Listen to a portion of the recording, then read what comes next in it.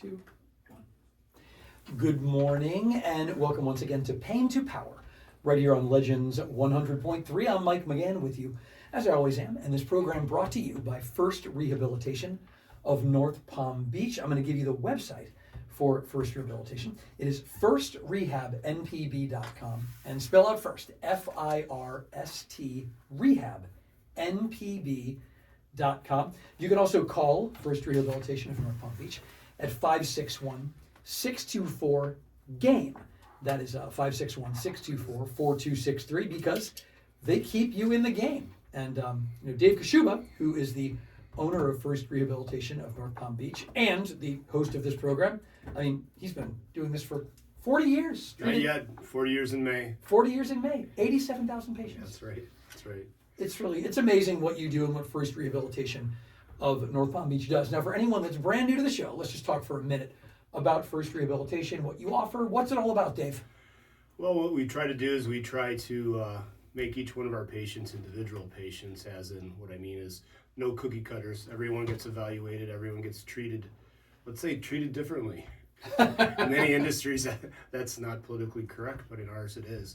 Because some people are building up their rotator, building up their knee, building up their ankle to go back running, playing sports. Other people are just wanting to get off the chair and be able to make themselves a pot of coffee without pain. So we take everything in consideration, and and there's theories behind that movement. And movement theories, people say, well, if you're not doing the correct motion, you're gonna start getting a wear down, and that's not exactly true, because everyone's built differently in the planes of motion. If you look at pitchers or people who play different sports, everyone has a different angle to do the same motion. So we kind of go over that, and we teach our therapists how to look at the person as a person, not just as a patient. I think that's the key part here. It's humanity. It's humans working with humans, and that's been sadly missing from every industry, but for me it's that much more devastating in the medical field, because no two bodies are alike. No two human beings are alike. The parts, hey, they're generally the same, but nobody has the same set. And it's so important to be able to customize and have that non-cookie cutter set. That's why today I brought a friend. How long? Ryan Simovitch, Dr. Ryan Simovitch. And everybody who says the word shoulder anywhere in South Florida, everyone will, the next word is Simovitch. Yep. And I'm like, wow, that used to be me a long time ago. And now he's taken over, but he's just a great guy. I've known. Well, how long you've been in town? I remember I met you and your buddy as a cardiovascular surgeon when you came down to my Christmas party. That's right. Yeah, down south. I remember exactly where it was. 20 years ago. 20 years ago. Wow. Yeah. Wow. And so I'm like, who are these young punks coming in? No, I'm just kidding. Good memory. But he's a fantastic surgeon. He gets my people right in.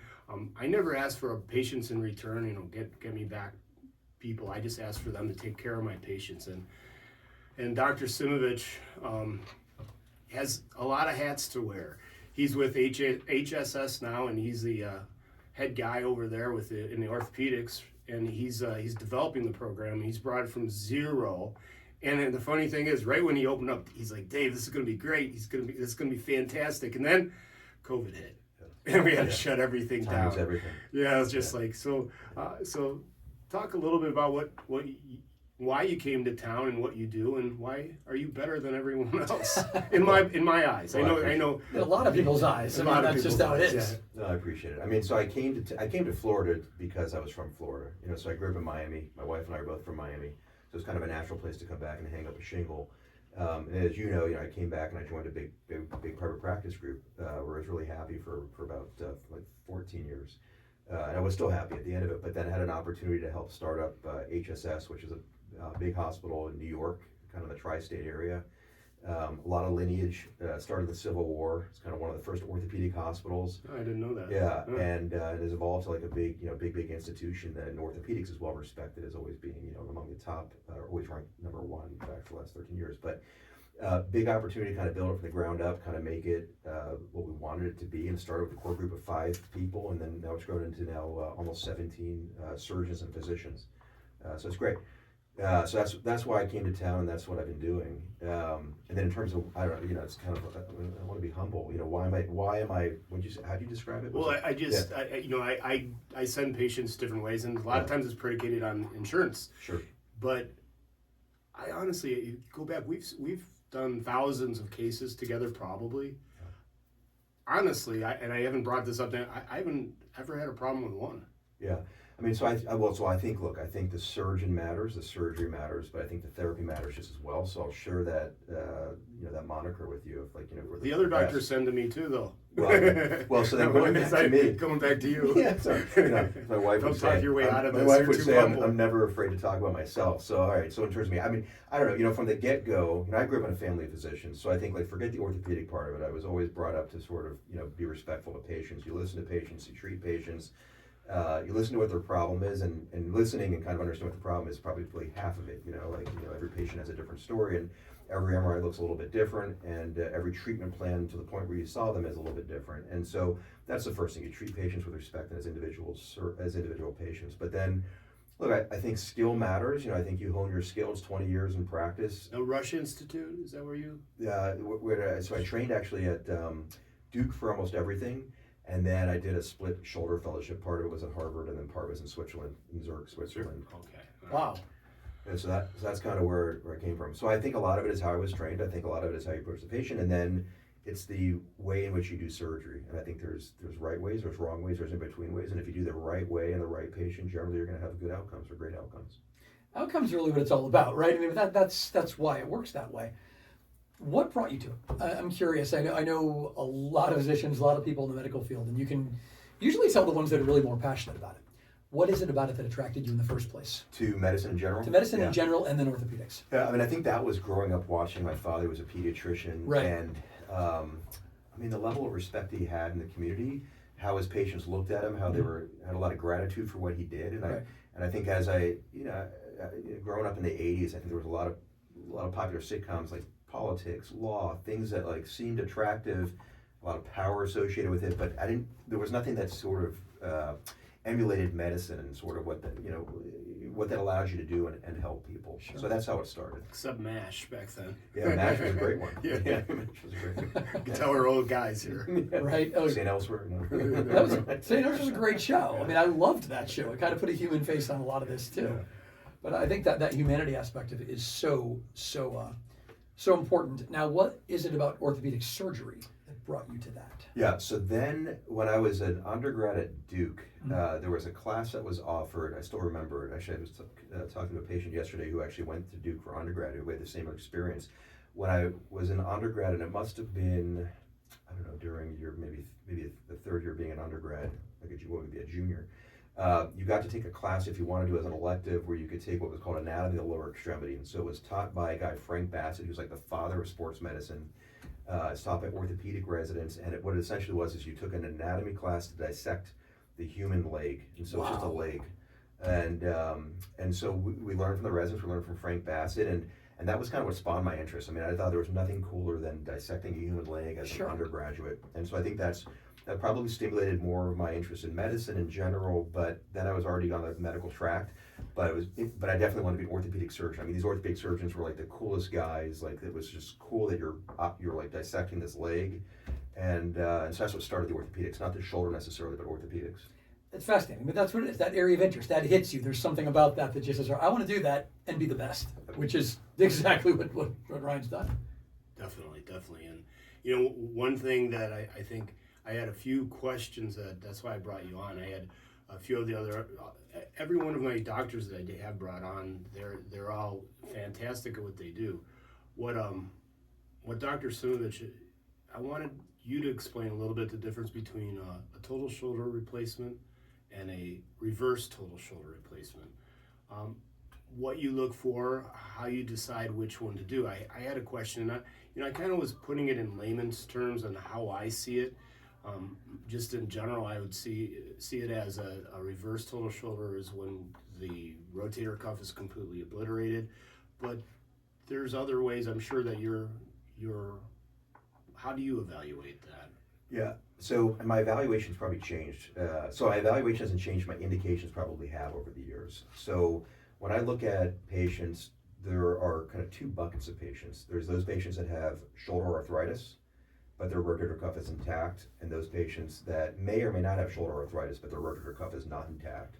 And so if a patient generally and historically had shoulder arthritis where they're wearing away the cartilage and more or less bone on bone, but their cuff is intact, historically and even now, I'll still mostly do a regular anatomic replacement, regular total shoulder replacement. But if someone comes in and their cuff is deficient and they have arthritis, or they just have chronic cuff problems and it's not repairable through other means, then I'll do a reverse shoulder replacement. And then to get a little bit more nuanced, if someone has significant bone wear, potentially I'm seeing them for a revision surgery. They have very limited function. Those are reasons why, even if the rotator cuff is intact, but they have arthritis, that I might do a reverse and not an anatomic or regular total shoulder replacement. So what is the difference between those two things? I'm curious how reverse ties into this, because the image in my mind is probably not the real story. No, it probably is. Yeah, but pretty much is as it sounds. I mean, so from a historical standpoint, total shoulders have been around for a long time, and we generally refer to them as anatomic because they replaced the joint in the way in which it was meant to be. So the ball prosthesis or implant goes on the ball side. It looks like a metal ball held in by a stem. Right. And then the socket, which is usually a plastic piece, goes on the socket side, and that's what makes up the anatomic replacement. And mechanically, for that to work, the cuff has to be functioning well because the rotator cuff has to be able to compress that ball into the socket, give it stability, and then help affect range of motion. But in cases where the cuff is not intact, like just to make it more simple, and kind of those are the two buckets. Sure. If the rotator cuff's not intact, the joint lacks stability to allow that regular replacement or ball and socket in the normal configuration to work. Mm-hmm. And even if it could work for a while, if great therapists could do a lot of therapy to try to make it work, it starts to load the prosthesis or the implant in an unusual way that can cause it to fail near term. And so a reverse is just like you would think. And so basically the ball is on the socket side and the socket is on the ball side. And what it does is it gives inherent stability to the shoulder, so that now that the rotator cuff can't give it stability or appropriate stability, you still have stability so that the implant's going to work to get back function, and it protects it from its demise down the road if the rotator cuff was not intact and you had poor mechanics and poor stability with a regular replacement. Wow, exactly what I was picturing. So that's amazing. That's such cool that there's an application for the reverse of that procedure. That's very cool. It's amazing too, and it seems though the reverse actually, they have less complications. Sometimes even there must have been a modification, because the amount of external rotation, the amount of strength they get back is clinically perfect. And that's what I don't understand exactly, because 20 years ago, 15 years ago, even 10 years ago, external rotation, you couldn't get beyond 0 degrees and there would be limited strength. Where the difference between external and internal rotation with the rotator cuff, everything we do, and I think I spoke before in the show, it's internal rotation, rotation. So there's a ratio of 3 pounds to 2 pounds, 30 to 20, 300 to 200. And oftentimes when I'm doing someone with a rotator cuff, they're pushing in at 100 pounds, they're pushing out at less than 1 pound, and that's, and even after surgery. But with yours, do you do something different with the deltoid than other people? You had to modify something. Yeah, so it's not the deltoid. So I think there's a few things that control it. So one is it correct, it's indications for your patient, which is, do they have an intact posterior cuff that's going to give them external rotation? And if they don't, then sometimes we'll do tendon transfers to try to give them a better chance of having external rotation. So sometimes we'll do a latissimus transfer with it. But I also think it's prosthesis dependent. So, there's a million different prostheses on the market, and prostheses meaning implants, and different companies that make them, and they all have sound principles or sound biomechanical principles as to why they would work. And they're similar, but they're different. And so, if you want that rotator cuff to work as it would have in a normal shoulder, it has to be appropriately tensioned, right? And so it's the whole thing with muscle tension, Blix curve, and if you're not tensioning the muscle correctly, it's not going to perform correctly. And so part of it is some implants are more medialized and some are more lateralized, and the more lateralized you are, especially if you're lateralizing on the old ball side, the humeral side, you're going to tension that rotator cuff, not quite to, but as close to normal tension as it would be in a normal shoulder. And I think that matters. Whereas some that are more medialized, that's not the case. And then I think it matters where you lateralize. Is it on the ball or is it on the stem side? So there's like nuances to it. But so I think it has to do with partly surgical technique. And when there's an indication for tendon transfer, doing a tendon transfer, doing appropriate releases to release tissues so that you've got the excursion, right? I think that matters a lot. But then you have to kind of, biomechanically, what are you doing? Where are you putting the mechanics of that shoulder? It's not one size fits all. So predicated on the patient's mechanical abilities, or do you use different kinds of prosthetics, more than one So generally I use the same implant, like the same company implant, but there's different lateralization, so you can change the offset of it. And I think Angle and positioning. Yeah, angle positioning, how much, if 0 is, this much offset, increasing by 2 millimeters, 4 millimeters to try to increase the tension. But I also think this may be part of it too, is that I think with some implants, you have to repair the subscapularis in the front for stability. And if you do that, even the best of surgeons that say it's never an issue, it's going to limit your external rotation at some point. And so I think that's part of it, is I don't routinely repair the subscapularis in patients where I think it's going to tether their external rotation. I tell people if they're going to have a tear of a rotator cuff, let it be the subscap. Yeah, definitely. Reverse for sure. Unless you're a football player and you throw a football. Yeah. So. I mean, this seems to speak so much again to the personalization of it, to the understanding that everybody is different. Their mechanics are all going to be slightly different. It's fantastic to know that it's possible to make it this custom. I mean, it's not the whole, all right, going to go in, do this replacement, thanks, and move on. It's what's going to work best for you, your body, the whole thing is just amazing to me. You can learn more about it, by the way. You can head over to hss.edu. That is hss.edu, correct? Correct, yeah. You can also call 561-657-4610, 561-657-4610, and that's you can reach Dr. Ryan Simovitch to learn more about all of this. What are some of the areas that would lead people to need more help in this? What's a more at-risk type of a population for shoulder injury, shoulder damage, shoulder wear? Well, I think a lot of the at-risk patients, especially in our population, are these not just weekend warriors. I think it's the constant warrior. The person that plays pickleball 6 days a week, golf 4 days a week, swims. There's no moderation. There's no preparation. It's just they play until they get injured, and they'll get injured at some point. Of course. They'll switch from right to left-handed before they 100%. come and see us. I've had people do that. I can see that. Yeah, I can see that happening it's, over and over. It's funny. I mean, little things you could do too if you're starting to have shoulder problems. Obviously, come to see me or Ryan and get things checked out a little bit. But simple things as stretching. I mean, especially guys. Women stretch. Babies wake up, they stretch. Dogs and cats wake up, they stretch before they do anything. We grab our glasses, a cup of coffee, and go to work. So little things. You want to maintain the stability and maintain the strength. Something called wall slides. You just take a towel and you take a wall and you kind of slide your both arms at 90 degrees right in front of you. You just slide it all the way up, kind of like what they would do. I guess it's called downward dogs. If you're downward dogs. We had patients doing that, but 90-year-olds don't get up as well as you think. So we did it on the wall. It works really well. And at the same time, what you're doing, you're approximating the humerus and you're stabilizing the subscap. And so you're stretching all at once. And it's just back and forth 3 sets of 10 times and stretching across your body. So you stretch the posterior capsule. So you take your elbow with your right elbow with your left hand and you stretch across your body. Shoulder shrugs, just bringing the shoulder up and down. 3 sets of 10, and you do scapular retractions where you take both shoulders and you try to touch them together. Your shoulder blades touch together. Just simple stretches like that are going to help and support. And there's not a lot of things that you could do. You could you use water bottles for weights and this, but I recommend you go online. You get the bands, and there's therapy bands that you could do. And if you go onto my website, there's 5,000 different exercises that you could do with the TheraBand, and everything going away, like doing shoulder pulls is more important. It's better to offset everything that we do. Our daily use, everything we do is internal again. So you want to do shoulder rows, you want to do extensions, and again, you go onto our website and you can see the different exercises you could do. Because again, reiterating the point, I do everything I can to let people not ever come to see me. It's interesting because I've got really bad posture, right? My neck and my shoulders are all pretty shot from that. And what you're describing is everything that I've ever been prescribed to do.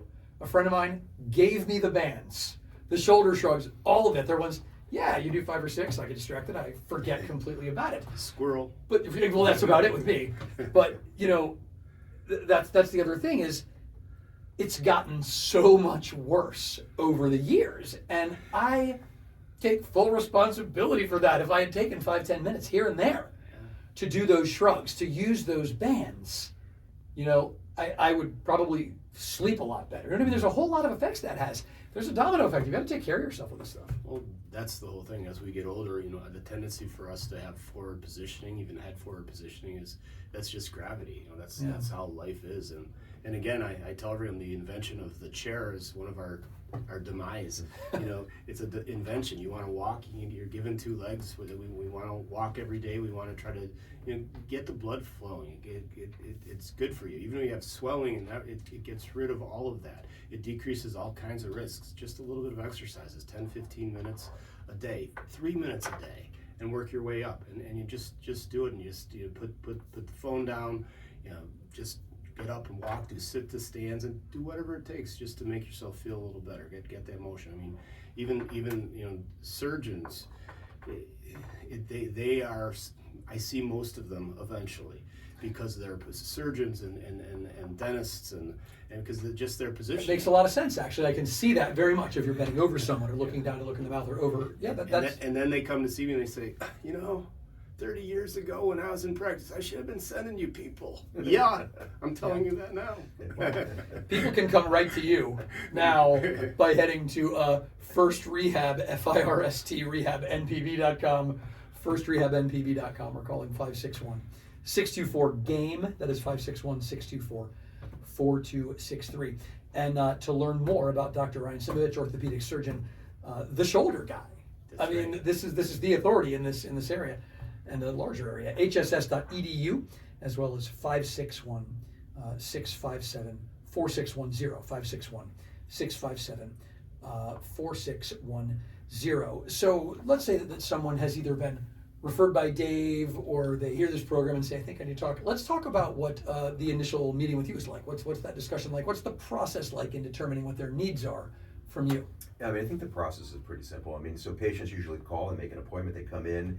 We do imaging if we think they need it. But a lot you can get from physical exams. So it's usually history, physical exam, and you've got kind of a working diagnosis. You may get x-rays to just see what the bones look like. A lot of times in shoulder, we wind up getting an MRI. MRIs are so useful to be able to look at the soft tissue. Do you guys have your own MRI there? We do. Oh, that's great. Yeah, so we'll send them downstairs sometimes, just get the MRI and kind of make a diagnosis. So it's usually pretty efficient. I think we run an efficient office. Sure. Sometimes for a large office, a lot of times we try to get a hold of paperwork, and we get post-op surgery reports, and it's really hard to get. You guys are always, we get them quickly, and I know they're looking to your faces behind them every time someone's calling you, because we want to know what procedure, if they, if you have a rotator cuff tear, are they doing double stitch row? It means a lot to the therapist to know what they're doing. So you really want to go to a therapy center that's owned by therapists that really understand the procedures that the doctors do. And we can't do the procedures, but we could understand what they're doing and how to rehab it.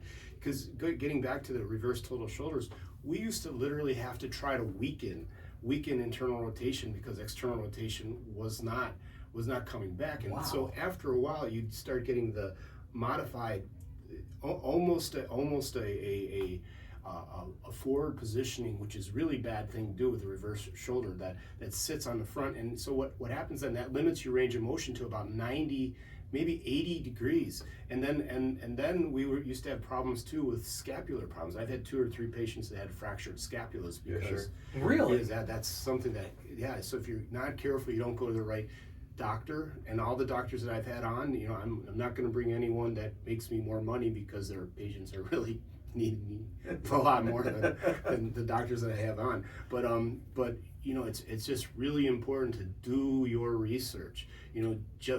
Joan that's over at the water cooler is telling you where to go.